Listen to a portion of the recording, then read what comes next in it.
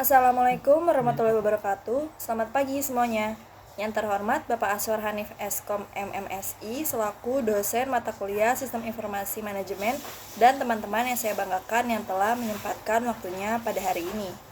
Izinkan kami untuk mempresentasikan hasil diskusi kami mengenai kuliah website pencari universitas. Kami dari kelompok 2 yang beranggotakan saya, Arabella Recentika dengan NIM 122200759 bersama dengan teman-teman saya, Rimadia Setiawati dengan NIM 122200481, lalu ada Rehan Eka Mentaro dengan NIM 122200503, dan yang terakhir ada Farhan Sofan Mulisin dengan NIM 122200520. Pada pembahasan yang pertama, di sini saya akan sedikit menjabarkan yang ada di latar belakang. Pendidikan tinggi merupakan salah satu pilar utama dalam pengembangan sumber daya manusia suatu bangsa. Seiring dengan perkembangan zaman, kebutuhan akan informasi terkait kampus atau perguruan tinggi menjadi semakin penting. Proses pencarian kampus yang efektif dan efisien dapat memberikan dampak positif terhadap pengambilan keputusan calon mahasiswa. Oleh karena itu, perlu adanya solusi inovatif yang memudahkan mereka dalam menjelajahi opsi kampus yang sesuai dengan kebutuhan dan preferensi mereka. Selanjutnya, pada pembahasan yang kedua ada solusi pengembangan. Kuliah adalah portal info kampus perguruan tinggi di Indonesia.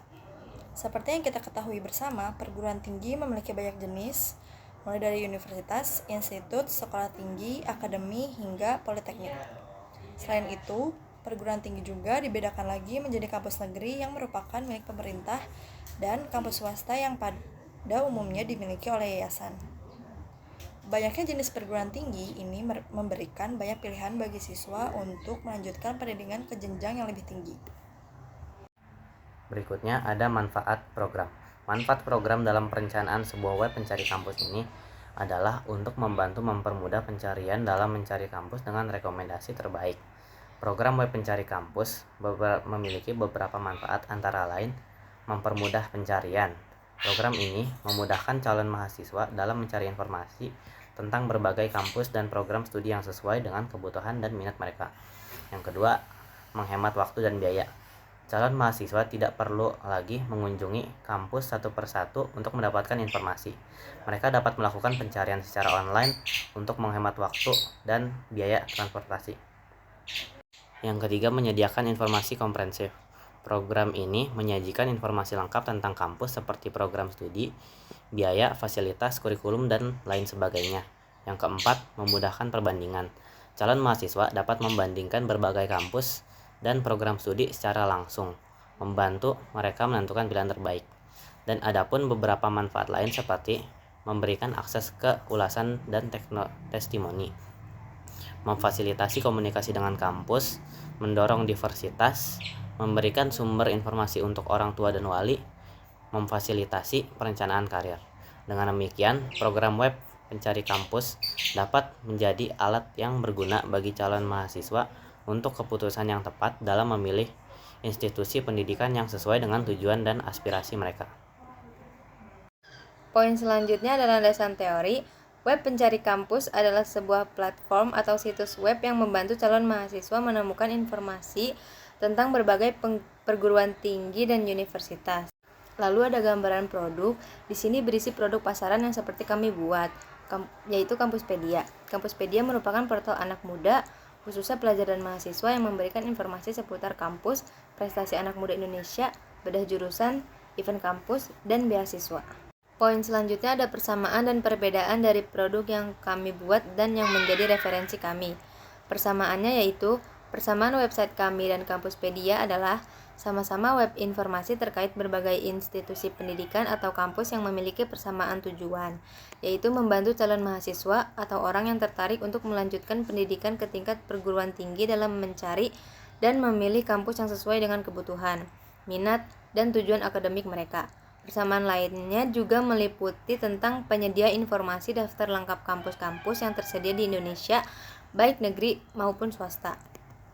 Lalu ada perbedaannya, yaitu perbedaan web kami dengan web Kampuspedia adalah website Kampuspedia memiliki fitur dan fungsi seperti online class, info, explore, tryout, internship, dan login.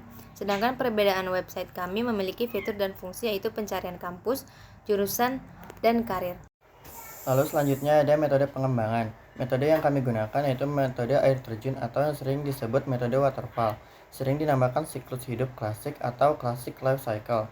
Nama model ini sebenarnya adalah linear sequential model, di mana hal ini menggambarkan pendekatan yang sistematis dan juga berurutan pada pengembangan perangkat lunak. Dimulai dengan spesifikasi kebutuhan pengguna, lalu berlanjut melalui tahapan-tahapan perencanaan atau planning, pemodelan atau modeling, konstruksi atau construction, serta penyerahan sistem kepada pengguna atau deployment, yang diakhiri dengan dukungan pada perangkat lunak lengkap yang dihasilkan. Lalu yang selanjutnya ada kelebihan dari metode waterfall. Kelebihannya yaitu kualitas dari sistem yang dihasilkan akan baik, karena pelaksanaannya dilakukan secara bertahap. Proses pengembangan model fase one by one sehingga meminimalisir kesalahan yang mungkin akan terjadi. Dokumen pengembangan sistem sangat terorganisir, karena setiap fase harus diselesaikan dengan lengkap sebelum melangkah ke fase berikutnya. Lalu yang selanjutnya ada tahapan dari metode waterfall. Yang pertama, requirement. Tahap ini pengembang sistem diperlukan komunikasi yang bertujuan untuk memahami perangkat lunak yang diharapkan oleh pengguna dan batasan perangkat lunak tersebut. Informasi dapat diperoleh melalui wawancara, diskusi, atau survei langsung. Lalu tahap yang kedua ada desain. Pada tahap ini, pengembang membuat desain sistem yang dapat membantu menentukan perangkat keras dan sistem persyaratan dan juga membantu dalam mendefinisikan arsitektur sistem secara keseluruhan. Lalu yang tahap ketiga ada implementation. Pada tahap ini, sistem pertama kali dikembangkan di program kecil yang disebut unit, yang terintegrasi dalam tahap selanjutnya. Setiap unit dikembangkan dan diuji untuk fungsionalitas yang disebut sebagai unit testing. Lalu tahap yang selanjutnya yang keempat ada verification. Pada tahap ini, sistem dilakukan verifikasi dan pengujian apakah sistemnya sepenuhnya atau sebagian memenuhi persyaratan sistem. Lalu yang kelima ada maintenance. Ini adalah tahap akhir dari metode waterfall. Perangkat lunak yang sudah dijalankan serta dilakukan pemeliharaan termasuk dalam memperbaiki kesalahan yang tidak ditemukan pada langkah sebelumnya. Lalu selanjutnya ada tahap pelaksana. Website kuliah mengusung tema praktis dan serbaguna dalam perancangan tampilannya. Dengan mengutamakan skema warna yang modern dan menyegarkan, kuliah menciptakan pengalaman pengguna yang atraktif dan menyenangkan. Selanjutnya ada interface dari website kami. Yang pertama ada tampilan homepage. Pada tampilan ini, user dapat melihat info top 3 kampus ternama. Yang kedua, ada tampilan menu lokasi kampus dan jurusan. Pada tampilan ini, user dapat mencari kampus sesuai dengan daerah yang mereka tempati dan juga bisa mencari jurusan yang mereka minati. Dan berikut ini adalah tampilan menu lokasi kampus dan jurusan yang bisa dipilih. Lokasi yang bisa dipilih ada Aceh, Bali, Banten, Daerah Istimewa Yogyakarta, DKI Jakarta, dan lain-lain. Dan jurusannya ada geografi dan kebumian, filsafat dan ilmu budaya, ekonomi dan bisnis, dan lain-lain. Dan ini adalah contoh tampilan website setelah user memilih lokasi DKI Jakarta dan jurusan ilmu hukum. Maka akan tampil beberapa pilihan kampus sesuai dengan pencarian yang sudah dipilih. Pada tampilan ketiga ini yaitu tampilan jurusan yang paling diminati. Ketika membuka menu jurusan, user dapat melihat rekomendasi top 6 jurusan yang paling diminati.